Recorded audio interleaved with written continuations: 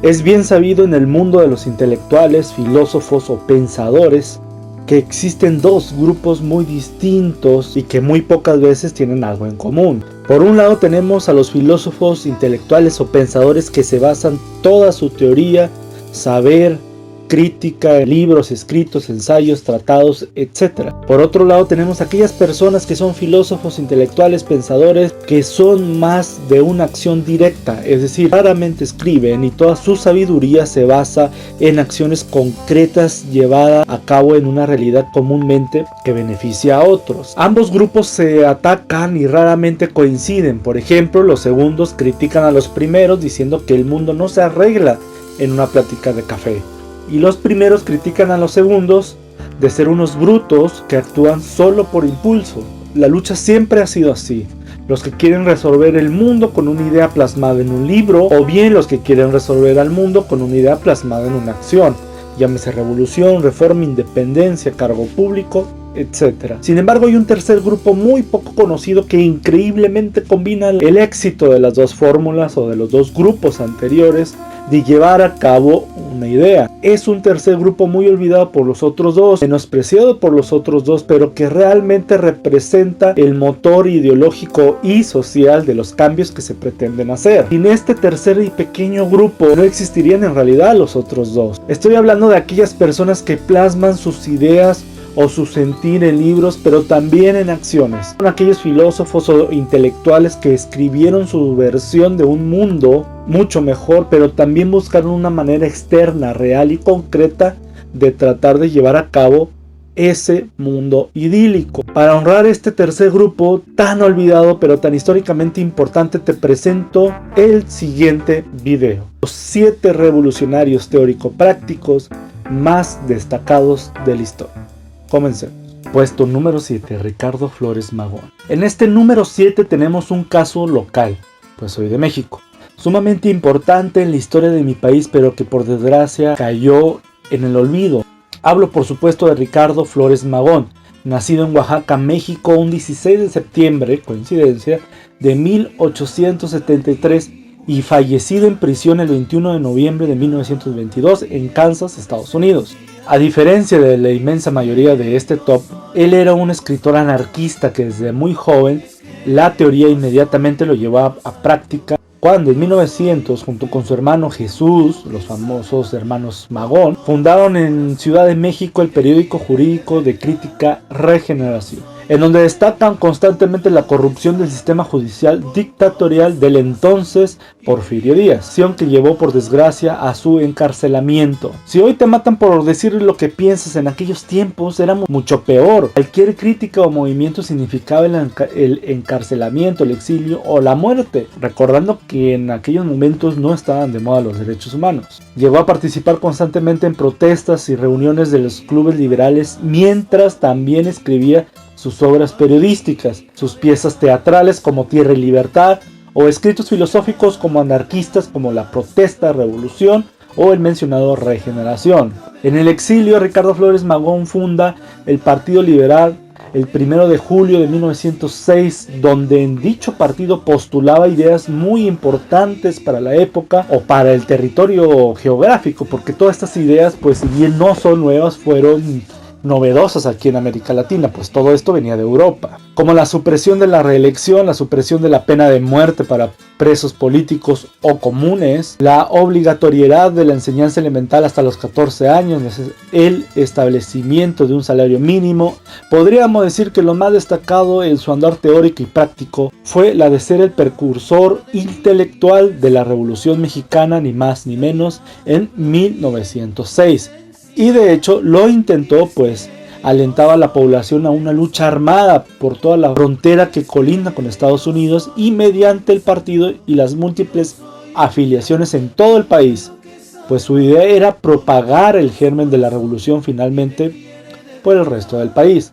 Acciones pequeñas que fueron alimentando el sentimiento de injusticia que finalmente en 1910 estalló por completo la revolución en México. Durante la misma revolución, Francisco I. Madero lo invitaría a participar. Sin embargo, Ricardo no quiso, pues decía que su revolución era demasiado burguesa. No había realmente un cambio estructural social y económico y por ende carecía de propuestas para los más pobres. Sin embargo, Ricardo sí simpatizaba con el movimiento de campesinos zapatistas. Su pensamiento, su obra y sus acciones eran evidentemente anarquistas y libertarias, aunque también comulgó con ideas de izquierda, tales como un socialismo o un comunismo. Como mencioné, murió el 21 de noviembre de 1922 en un calabozo a causa de una enfermedad a las 5 de la mañana. Un telegrama enviado a su hermano decía: Ricardo Flores Magón murió repentinamente de una enfermedad cardíaca.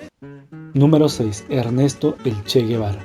Hablar de este personaje emblemático en la historia de la humanidad es evidentemente muy controversial. Podríamos decir que es el más extremista o de los más, ya sea que tú te consideres de un bando o de otro, pues dirás pestes o hazañas gloriosas de Ernesto el Che. El Che, o como sus padres lo bautizaron, Ernesto Guevara, nace el 14 de junio de 1928 en Rosario, Argentina. Hijo de Ernesto Guevara y Celia Serna, nació en una familia económicamente estable y privilegiada. Sin embargo, el futuro Che tomaría caminos que nadie, mucho menos sus padres, se habrían esperado, sobre todo por una situación de salud delicada que tuvo que lidiar toda su vida, el asma. Hablar de la parte académica del Che es un tanto complicado, pues si bien se recibió como médico, esto solamente fue un medio para realmente saltar o intentar la revolución comunista en toda América Latina.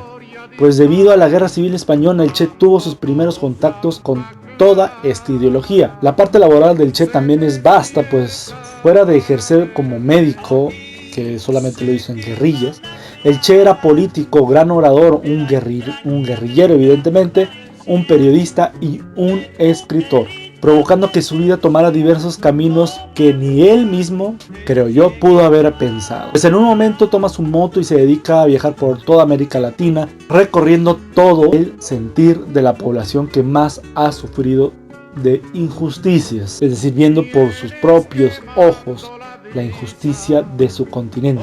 Ernesto Che Guevara era un personaje tremendamente intelectual, pues desde secundaria ya le interesaba textos filosóficos, literarios, psicoanalíticos tales como Víctor Hugo, Kafka, Sartre y Freud. Ya más adelante, si bien no compartía del todo su simpatía por el Partido Comunista de los lugares a los que llegaba, debido a su visible sectarismo que a veces cae en estos grupos, desde muy joven empezaba a asomarse su total postura antiimperialista antes que comunista.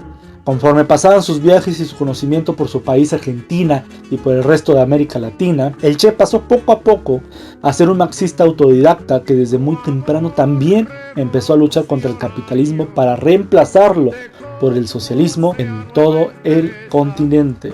En 1956, durante su viaje a México, el Che reconoció a los hermanos Fidel y Raúl Castro y se instaló como médico en lo que sería la expedición de Granma, que llevaría a un grupo de guerrilleros a luchar en contra del régimen de Fulgencio Batista en Cuba.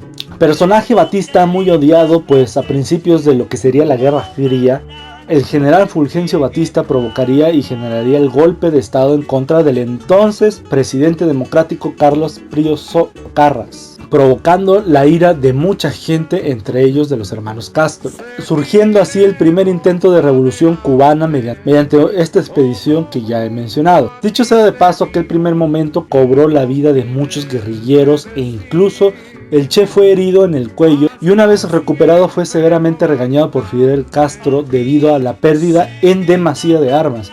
Sin embargo, aquel regaño siempre estuvo en la mente de Fidel y siempre lo recordaría como una amarga recriminación. A partir de este tiempo, el Che ya no pararía en participar en la cada vez más grande revolución cubana, ya sea como guerrillero y o como médico, hasta que en 1959 las órdenes de Fidel Castro fue mandar a mover las columnas dirigidas por el Che y por Cienfuegos, en donde terminaron de ocupar toda la isla de Cuba y de celebrarlo también. A partir de 1959, cuando comenzó a surgir los primeros meses y años de este nuevo gobierno, el Che se dedicó principalmente a redactar informes, discursos, noticias, a hacer política, a la realización de nuevas reformas como la agraria, a viajar a la Unión Soviética, a crear tensiones con misiles apuntando a Estados Unidos y a platicar un rato con intelectuales como Sartre y Simone de Beauvoir.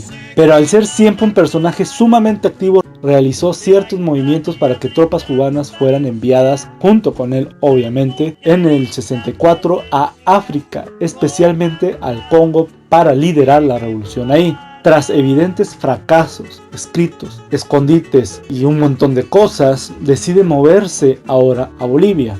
Sus obras giran en ensayos y en publicaciones en revistas, poemas y cuentos, de los cuales están Diccionario Filosófico, escritos del 46 al 57, La Angustia, cuento de 1951, notas de viajes, diarios de motocicleta redactadas sobre su cuaderno de notas durante sus viajes, apuntes críticos a la economía política, el año en que estuvimos en ninguna parte, que fueron escritos cuando el Che estuvo en la guerrilla del Congo, entre muchas otras más que llegó a escribir en vida y que dejó también incompletas. El 9 de octubre de 1967, a la edad de 39 años, Che muere en la higuera Valle Grande, Santa Cruz, Bolivia, ante un supuesto comunicado por parte del mismo gobierno, dado ese mismo día en donde aparentemente habría caído en combate. Aunque tiempo después se supo que el ex soldado boliviano Mario Terán supuestamente fue quien lo ejecutó. Y aquí las declaraciones de este ex soldado: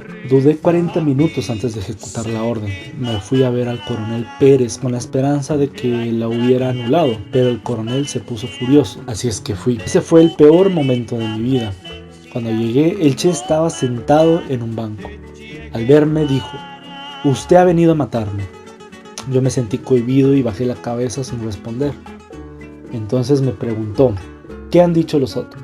Le respondí que no habían dicho nada y él contestó: eran unos valientes. Yo no me atreví a disparar. En ese momento vi al Che grande, muy grande, enorme. Sus ojos brillaban intensamente. Sentía que se echaba encima y cuando me miró fijamente me dio un mareo. Pensé que con un movimiento rápido el Che podría quitarme el arma. Póngase sereno, me dijo, y apunte bien. Va a matar a un hombre. Entonces di un paso atrás hacia el umbral de la puerta, cerré los ojos y disparé la primera ráfaga. El Che, con las piernas destrozadas, cayó al suelo inmediatamente, se contorsionó y empezó a regar muchísima sangre. Yo recobré el ánimo y disparé la segunda ráfaga, que lo alcanzó en un brazo, en el hombro y en el corazón. Ya estaba muerto. Número 5. Stalin. Cada vez este top se torna más polémico en cuestiones morales o éticas, pues lo que se encuentra en el quinto lugar, si bien a muchos lo tomarían como un cruel dictador, cosa que se acepta, que pues debido a que cometió muchos errores, sí que es verdad que para efectos de este top encaja perfectamente como un izquierdista teórico y práctico, a pesar de que muchos dicen que solamente fue un bruto. Estoy hablando de lo que un día fue el hombre más importante del mundo, Stalin. Bautizado como Iosif Vissarionovich Zhugashvili, nació el 21 de diciembre de 1878 en una pequeña ciudad llamada Gori, en Georgia, y falleció en Moscú, Unión Soviética, un 5 de marzo de 1953 a la edad de 74 años. Stalin es el general teórico y guía del proletariado mundial, gran compañero de armas y amigo, en principio, de Lenin, continuador de la doctrina y de la causa marxista.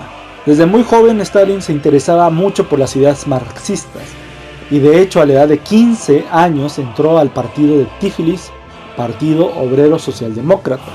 Más adelante fue muy conocido por los obreros del lugar donde vivía por ser un marxista formado y propagaba en discursos multitudinarios la teoría marxista. Claro está, inclusive luchando con la pobre capacidad que tenía Stalin de hablar en público. El 5 de abril de 1902 Stalin fue detenido y reclutado por sus labores de propaganda, mal vistos en ese momento evidentemente, y fue desterrado por 3 años a Siberia Oriental, a la aldea de Novaya Uta. Estando en el destierro recibe en 1903 la primera carta de Lenin invitándole a unirse a un plan de construir un partido marxista. Después de su ida del territorio se unió con Lenin para formar dicho partido y luchar contra los mencheviques. La primera conferencia bolchevique ocurrida en Finlandia de 1905, Stalin conoce personalmente por primera vez a Lenin. En este mismo año Stalin da muestra de su magia teórica y empieza a publicar artículos llamados La insurrección armada y nuestra táctica, entre muchos otros artículos. Durante la derrota de la primera revolución durante 1905 y 1907, Stalin organizó toda una serie de información que propagó de manera clandestina para una nueva revolución en la ciudad de Bakú.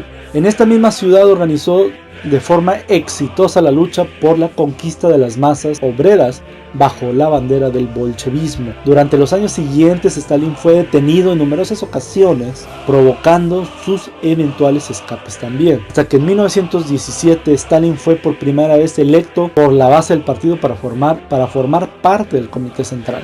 Posteriormente fue nombrado secretario del Politburó del Comité Central en mayo de 1917. En realidad, durante la Revolución de Octubre de 1917, Stalin no tuvo una participación tal cual y directa, a comparación de otros miembros del partido, incluyendo Lenin o Trotsky, pues el mismo Stalin aprovechó su inactividad revolucionaria para poco a poco ir tomando el poder absoluto del partido mediante hacerse amigos de personas importantes o totalmente desconocidas, pero poniéndolos en lugares estratégicos. Pues si bien Stalin nunca fue un gran orador, sí fue muy despierto y fue adquiriendo mediante los contactos mucho poder. El poder derivado de la inteligencia marxista y del natural sentido de la oportunidad, Stalin se hacía más importante. Debido a esto, a varios factores. Primero, la debilidad y estado moribundo de Lenin, pues había sufrido varios infartos y su lugar fue tomado con la influencia del mismo Stalin. 2. Stalin tomó dicha ventaja debido a la oportunidad que tuvo de exiliar a Trotsky. El genio de Stalin surgió cuando el 3 de abril de 1922 él mismo fue nombrado secretario general del Partido Comunista Panruso. Si bien este mismo puesto no era del todo importante, al inicio se mezcló con el cargo que ya tenía como líder de la oficina organizativa del Comité Central del partido. En estos puestos consiguió aliados que a su vez los colocó en partes y puestos estratégicos para que su ascenso al poder fuese cada vez más sencillo. Dicho ascenso no lo pudo ni detener Lenin, incluso este último mandó una carta diciendo lo siguiente: Stalin es demasiado brusco y este defecto plenamente tolerable en nuestro medio y en las relaciones entre nosotros los comunistas se hace intolerable en el cargo de secretario general. Por eso propongo a los camaradas que piensen la forma de pasar a Stalin a otro puesto y de nombrar a este cargo a otro hombre que se diferencie del camarada Stalin en todos los demás aspectos, solo por una ventaja, a saber, que sea más tolerante, más leal, más correcto y más atento con los camaradas, menos caprichoso. Esa circunstancia puede parecer una fútil pequeñez, pero yo creo que desde el punto de vista de prevenir la escisión y desde el punto de vista de lo que he escrito antes acerca de las relaciones entre Stalin y Trotsky, no es una pequeñez, o se trata de una pequeñez que puede adquirir la importancia decisiva en un futuro. Lenin, 4 de enero de 1923. Aunque dicha carta no salió a la luz hasta mucho después debido a que el mismo Stalin lo ocultó, la creación del Gulag, la industrialización del país, el fortalecimiento de la URSS y la guerra ganada por él, su ejército, a la Alemania nazi, hace que la biografía de Stalin sea muy larga y misteriosa, pues incluso en sus últimos días de vida están rodeados de misterio, pues se dice que Stalin le dio un ataque cerebrovascular, pero lo curioso es que este lamentable ataque ocurrió en su recámara, un día antes, después de celebrar una reunión con sus más íntimos. Sus sirvientes no se atrevían a entrar jamás, a pesar de que era raro que se ausentara por mucho tiempo, pues conocían el temperamento de Stalin. Y hasta ya muy noche, un criado entró al cuarto y encontró el cuerpo de Stalin tirado en su dacha, es decir, su casa de descanso. A partir de ahí, la agonía de Stalin se prolongó por varios días, pues su círculo más íntimo, Beria, Melankov, Nikita Khrushchev, Nikolai Bulganin, no sabían aparentemente qué hacer. Esto, más la inutilidad de los doctores que había en ese momento y que no sabían qué hacer, provocó la muerte de Stalin el día 5 de marzo a las 22 horas en el año del 53. Número 4. Trotsky. Yo creo que iría directamente a un gulag si Stalin siguiera vivo y viera quién está en esta posición.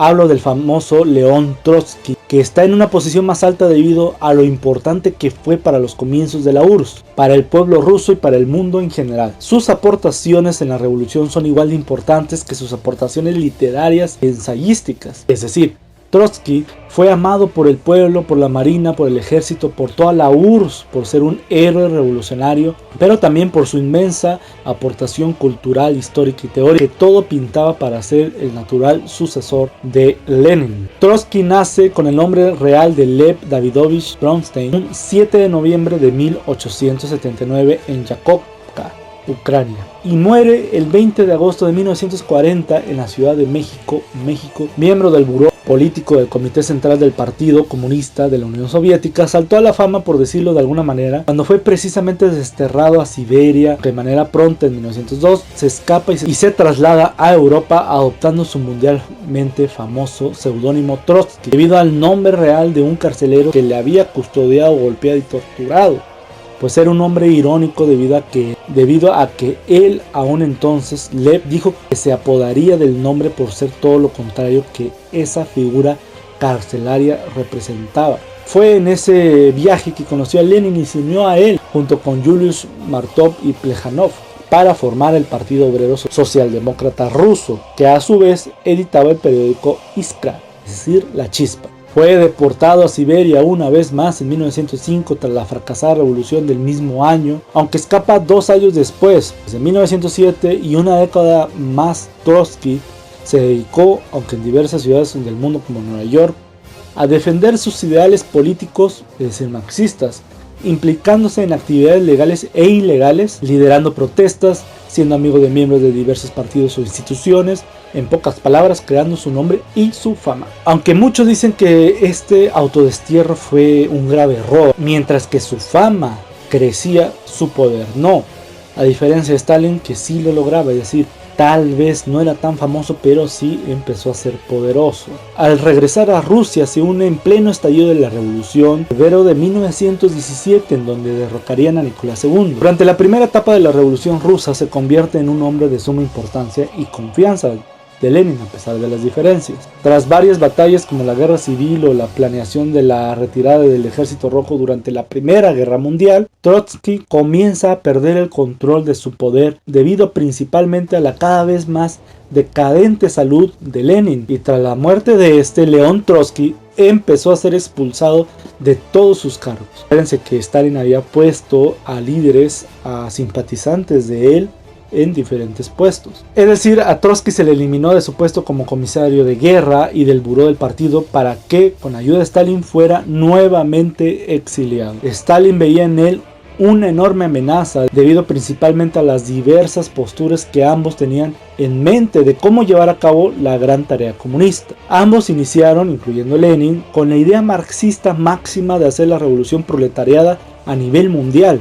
Una revolución que años después Trotsky la llamaría la revolución permanente. Sin embargo, Stalin empezó a cambiar de parecer, cambios que notó Lenin y que lo advirtió en una carta que antes leímos. Se hizo más simple, local, burocrático. Notó que era preferible, al menos para él, construir un estado socialista para luego ser un estado comunista y fortalecer su país o su Unión Soviética, viendo por ende con malos ojos lo que Trotsky predicaba y su revolución mundial. O sea, básicamente Stalin decía, no me importa el mundo va a voltear a ver a la Unión Soviética gracias al trabajo de él mismo, es decir, de Stalin. Por ello, Trotsky, al pasar por varios países en su destierro, termina en México en 1936, donde el mismísimo presidente Lázaro Cárdenas le da asilo político a este gran personaje. Y a la llegada de Trotsky es recibido por uno de los más grandes artistas de México, el pintor y muralista Diego Rivera. Tras varios intentos en México de matar a Trotsky, ya cansado se confía en un supuesto periodista que quería escribir sobre este viejo revolucionario. Aunque los rumores le invadían a León Trotsky, no se confiara en ese chico. Los rumores en esta ocasión tuvieron razón, pues el 20 de agosto de 1940, Stalin desde lo lejos manda asesinar a su eterno rival. Y ese mismo supuesto escritor, solo era un espía pagado por Stalin, lo mata con un pico que el mismo Trotsky tenía ahí. Como menciona, el pensamiento de Trotsky es muy superior a cualquier otro revolucionario ruso. Sus obras abarcan temas tan vastos como el marxismo, el comunismo, la historia, la política, la sociología, la filosofía, el psicoanálisis freudiano. Podemos recordar sus textos como 1905, Resultados y Perspectivas, publicado en 1906, La Revolución Permanente, publicado en 1930, El socialismo en los Balcanes, publicado en 1910, Literatura y Revolución, publicado en 1924, Escritos filosóficos, publicados en 2004, Mi vida, un libro muy interesante, publicado en 1930, entre muchos más. Solo queda imaginar, ¿quién sabe qué habría pasado si esta carta de Lenin hubiera llegado a manos del partido y de los personajes de entonces más importantes? ¿Por qué lo digo? Porque a pesar de que Stalin puso adecuadamente a sus aliados, estos aliados eran, sí, simpatizantes de Stalin, pero eran más fieles a Lenin. A pesar de que Lenin estaba moribundo, si se hubiera escuchado a Lenin en esta carta, le hubieran hecho caso a él y hubieran corrido definitivamente a Stalin. Definitivamente sería una URSS que hoy la recordaríamos muy diferente. Número 3. Lenin. Ya entramos en los 3 puestos más importantes, los 3 revolucionarios que con su teoría y sus acciones en la práctica revolucionaron al mundo y lo hicieron distinto. Los 2 puestos anteriores se sirvieron de este tercer lugar para crecer su fama o su poder. Sin este personaje simplemente no hubiera sido lo mismo, o más bien el mundo inclusive no hubiera sido lo mismo. Me refiero sencillamente a Lenin, fundador y espíritu guiador de las repúblicas soviéticas y la Internacional Comunista, el discípulo principal y de los primeros de Marx, el líder del partido bolchevique y el organizador de la Revolución de Octubre, cuyo nombre real es Vladimir Ilich Ulyanov, cuyo nacimiento aconteció el 9 de abril de 1870 en Simbirsk y muere el 21 de enero de 1924 a la edad de 53 años en su estado construido como la Unión Soviética.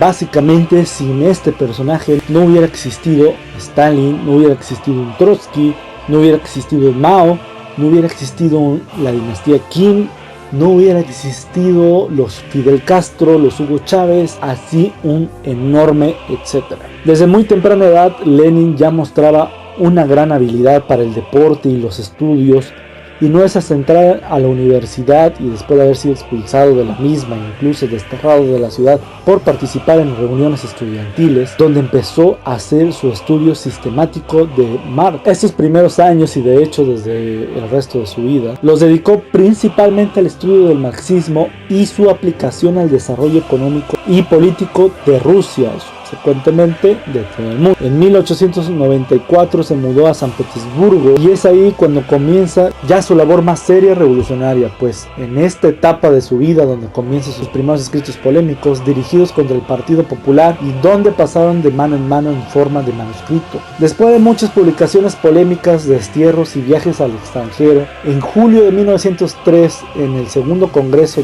de la RSDRP, es decir, en sus siglas en inglés como Rusia Social Democratic Labour Party, aceptó el programa elaborado por Plejánov mismo, aunque esto provocando la ruptura histórica entre los bolcheviques y los mencheviques. Y en pocas palabras, los bolcheviques serían como una izquierda radical y los mencheviques como una socialdemócrata, neutros y tibios. Más tarde esta separación haría que se formara el partido bolchevique, de quien Lenin tomó el poder absoluto. Lenin empezó a tener un poder en el país y sobre todo con los campesinos, puesto que su genio radicaba en crear lazos con la mayoría de este momento. Recordemos que Rusia, a pesar de su extensa geografía, no era más que un país agrario, mientras que los mencheviques perdían poder por la absurda idea de que el proletariado ruso se uniera con la burguesía liberal, algo que no era bien visto por los proletariados, pues eran los burgueses quienes precisamente los habían hundido en la miseria. Todos estos problemas ideológicos provocó la lucha con los mencheviques y su posterior ruptura, y la ruptura de la Segunda Internacional de 1914.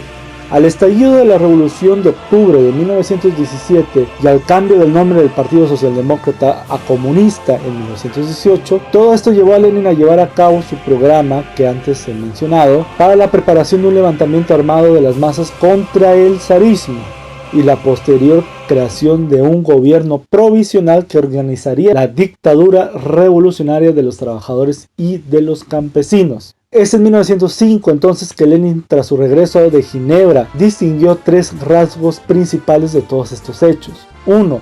La toma en sus manos temporaria del pueblo de su verdadera libertad política. 2. la creación de un nuevo poder político en la forma de diputados, de trabajadores, soldados y campesinos del Soviet. 3. El uso de la fuerza por el pueblo en contra de que le habían usado contra ellos mismos. Estas conclusiones de los eventos de 1905 se volvieron los principios rectores de la política del mismo Lenin en 1917, que llevaría a su posterior dictadura del proletariado en forma de Estado soviético, que años después esto lo llevaría a cabo ya con mucha mayor dimensión con otros países, es decir, la URSS. Sin embargo, todo esto fue en vano por una serie de factores que Lenin no tomó en cuenta o que simplemente se le presentaron, como la poca respuesta en otras partes de Rusia, la falta de apoyo del ejército y sin levantamiento que replicaran simultáneamente lo que ocurría en la ciudad principal, provocaría la derrota de esta primera revolución y el destierro de Lenin en 1907, aunque su regreso en 1917 y tras varias reuniones con bolcheviques comenzó la época de la victoria de la contrarrevolución, las persecuciones, los exilios y las ejecuciones y emigraciones de los zaristas o de los contrarios, siendo Lenin quien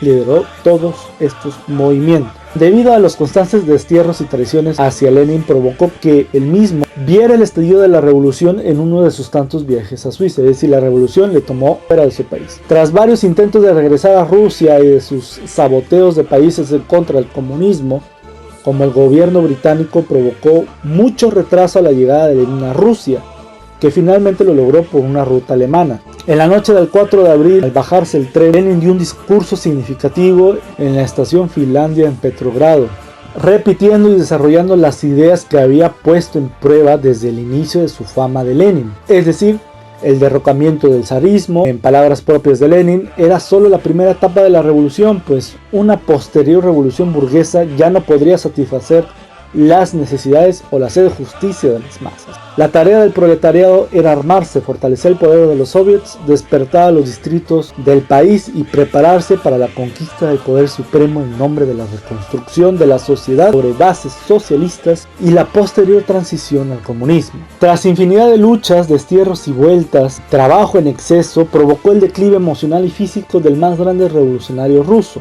Trabajaba 16 horas diarias, provocando insomnio, dolores de cabeza, agotamiento nervioso, y a finales de 1920 sus problemas mentales habían afectado su trabajo y sus tomas de decisiones, provocando por lo que poco a poco, y a pesar de mantener su cargo siempre hasta la muerte en 1924, su participación en el gobierno fue cada vez menor hasta que sus problemas psicofísicos se agravaron en 1921. El resultado de todas estas enfermedades, además de varios intentos de asesinatos, incluyendo una bala que tenía en el cuello, que fue extraída en 1922, sufrió un infarto cerebral el 25 de mayo de 1922 que lo dejó paralizado del lado derecho y privado temporalmente de hablar y de escribir. Pese a esto y a la sombra de su salud, Lenin seguía trabajando. La noche del 15 de diciembre ocurrió un nuevo ataque que lo dejó definitivamente postrado en una silla de ruedas, aunque desde meses antes y al sentir que ya todo estaba acabando, Lenin dejaba terminado absolutamente todo y preparado para su posterior sucesor. Todo este último periodo, las relaciones entre Lenin y Trotsky se hacían cada vez más íntimas a pesar de las diferencias de años pasados, y rechazaban a Stalin tachándolo de panruso, es decir, la idea de burocratizar, establecer y enfocar especialmente la lucha socialista en un solo lugar, en este caso Rusia, y dejar al lado la revolución del proletariado mundial que Lenin y Trotsky tenían planeado, a pesar de sus diferencias. A pesar aparentemente de sentir algo de mejora, Lenin entra en cama a las 4 de la tarde del 21 de enero de 1924 debido a una nueva recaída inmediata, y a las 6:30 de la mañana muere en Gorky, cerca de Moscú. Sus obras en general son de temas políticos, evidentemente, pero con una base profunda de filosofía, sobre todo de marxismo. Principales incluyen 3 fuentes y 3 partes integrantes del marxismo, publicado en 1914. El derecho de las naciones a la autodeterminación en 1914, El imperialismo, fase superior del capitalismo, un libro profético, publicado en 1916, El programa militar de la revolución proletariada, publicado en ese mismo año, entre muchas cosas más. Número 2. Mikhail Bakunin. Vamos ahora a descansar un poco de los zurdos rojos y hablemos, por decirlo de alguna forma, de los zurdos negros, sin ley aparente. Y el máximo representante de esta ideología, todos confunden con un extremismo desenfrenado, cosa que no es para nada de esto, es nada más ni nada menos que Mikhail Bakunin, el padre del anarquismo moderno.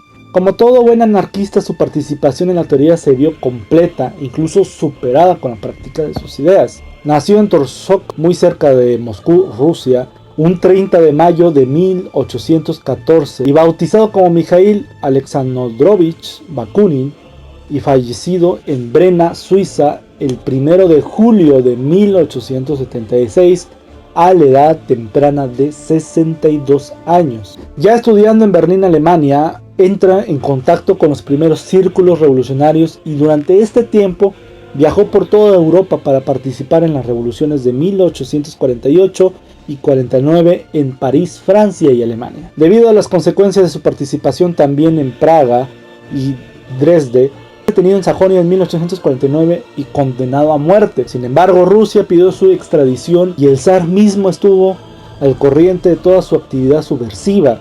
Y ahí, en su propio país, fue condenado a muerte en un destierro en Siberia. Aunque como todo buen revolucionario ruso, escapó en 1855 en un barco estadounidense, llegando en 1861 a Inglaterra. Desde esta fecha hasta su muerte, Bakunin participó en la difusión del pensamiento anarquista por toda Europa, participando en diversos lugares como la Liga de la Paz y la Libertad. Sus actos más sorprendentes fue unirse a la Internacional en 1869, en la Primera Internacional, surgiendo como líder de un importante bloque de oposición de las ideas, o del mismo personaje, es decir, Marx. Dichos enfrentamientos constantes entre estos dos titanes provocaron la expulsión de Bakunin en 1872, aunque en el año de 1870 había fundado el Comité para la Salvación de Francia, asociación que dirigió la insurrección de la Comuna de Lyon. A diferencia de los puestos anteriores, aunque irónicamente parecida a la vida de Ricardo Flores Magón, estuvo muy a la par su vida revolucionaria con sus escritos. Ambas cosas fueron pocas en cuestión de cantidad, pero el valor histórico, filosófico, revolucionario y trascendente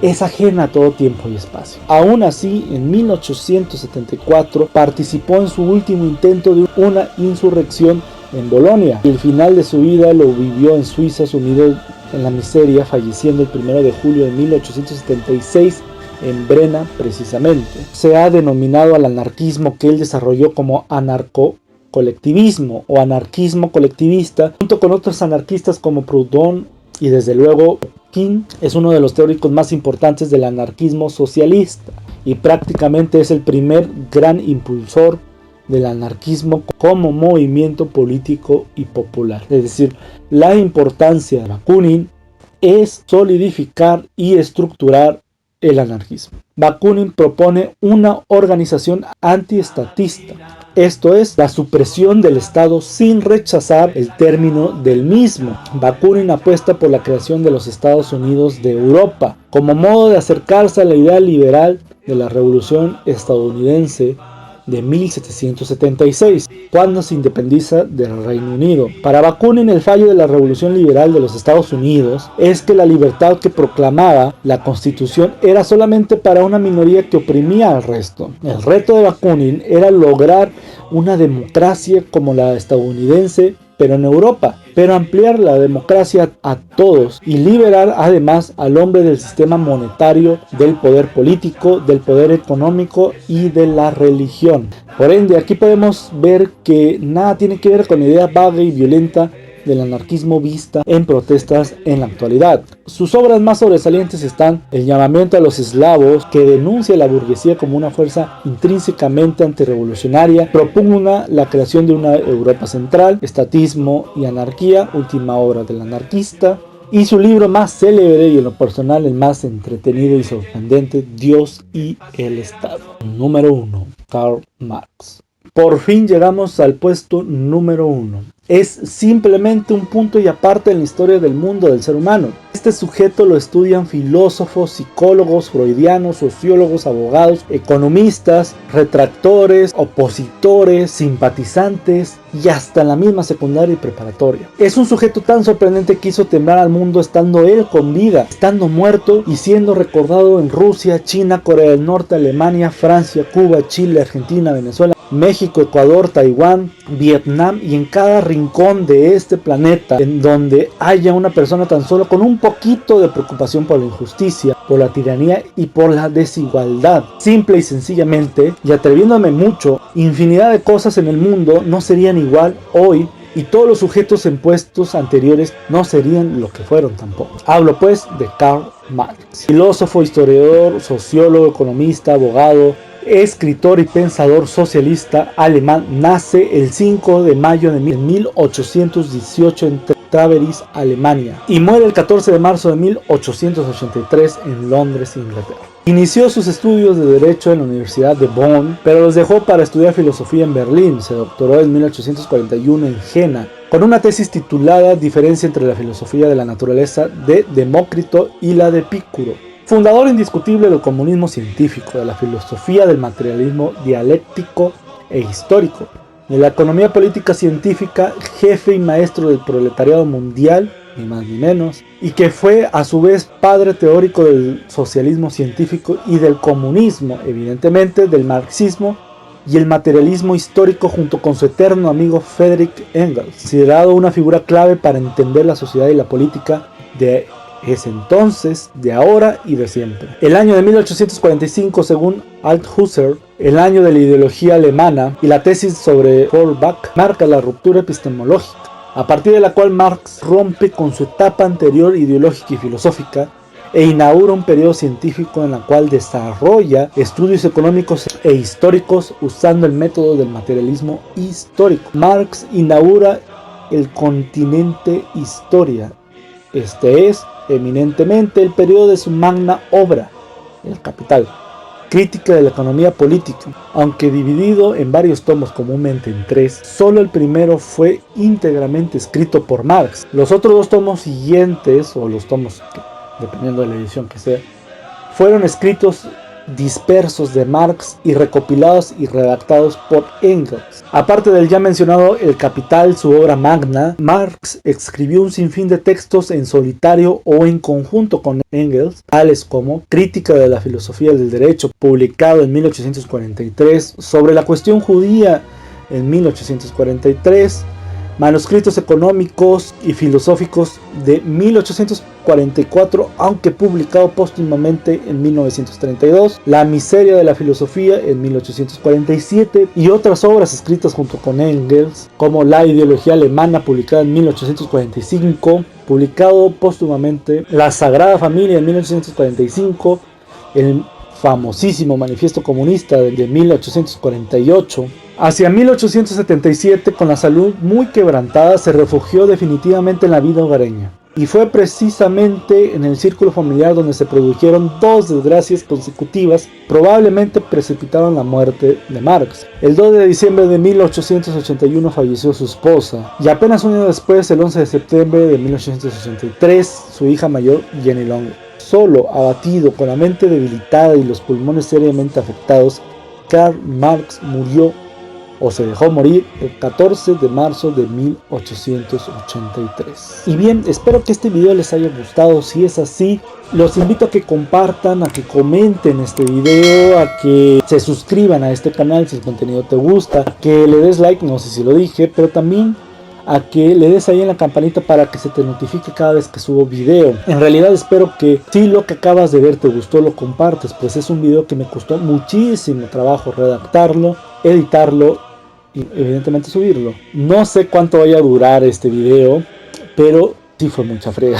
Así que te agradecería si lo compartes, si le das like y todas esas cosas. Espero que te la estés pasando remotamente bien en todos esos acontecimientos que ocurren a nivel mundial sobre esta terrible enfermedad, y que te haya matado aunque sea unos cuantos minutos de ocio o de preocupación con este video, que fueron largos minutos, por cierto.